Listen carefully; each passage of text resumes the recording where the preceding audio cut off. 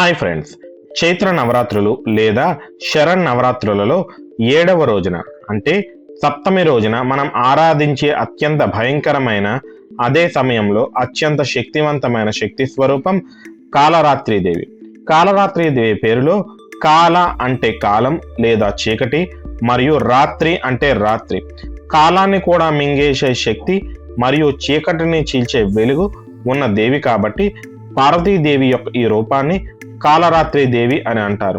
పురాణాల ప్రకారం పూర్వం శుంభ నిశుంభులనే రాక్షసులు దేవతలను వేధిస్తున్నప్పుడు వారి సేనాధిపతులైన చండముండలను మరియు రక్తబీజుడనే రాక్షసులతో యుద్ధం చేయడానికి పార్వతీదేవి తన చర్మాన్ని ఒలిచి తనలోని అత్యంత క్రోధాగ్ని నుండి ఈ కాలరాత్రి దేవిని సృష్టించని చెప్తారు. రక్తబీజుడు రక్తపు చుక్క నేల మీద పడితే వందలాది రక్తబీజులు పుట్టుకొస్తారు. అప్పుడు కాలరాత్రి దేవి తాను చిందించే ప్రతి రక్తపు చుక్కను నేల మీద పడకుండా తన నాలుకతో తాగి వాడిని అంతం చేసింది. అందుకే ఈమె అంత భయంకరంగా కనిపిస్తుందని చెబుతూ ఉంటారు. నవరాత్రుల సాధనలో 7వ రోజున సాధకుని మనసు తల పైభాగంలో ఉండే సహస్రార చక్రం వైపు ప్రయాణిస్తుంది. ఈ చక్రం భౌతిక ప్రపంచానికి ఆధ్యాత్మిక ప్రపంచానికి మధ్య ఉండే సరిహద్దు లాంటిది.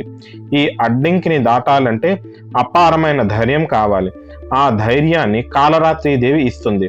అంతేకాక 7వ రోజు నాటికి నవరాత్రులు ముగింపు దశకు వస్తాయి, కాలం ముగుస్తుంది అని చెప్పడానికి మనలోని కామ, క్రోధ, లోభ, మోహ, మద మరియు మాశ్చర్యాలు అనే అరిషడ్వర్గాలు పూర్తిగా దహనం చేయడానికి ఈ ఉగ్రరూపాన్ని ఆ రోజున ఆరాధిస్తూ ఉంటారు. మా కంటెంట్ మీకు నచ్చినట్టయితే ఒక లైక్ చేయండి అండ్ ఇలాంటి మరిన్ని వీడియోల కోసం మా ఛానల్ను సబ్స్క్రైబ్ చేసుకోండి.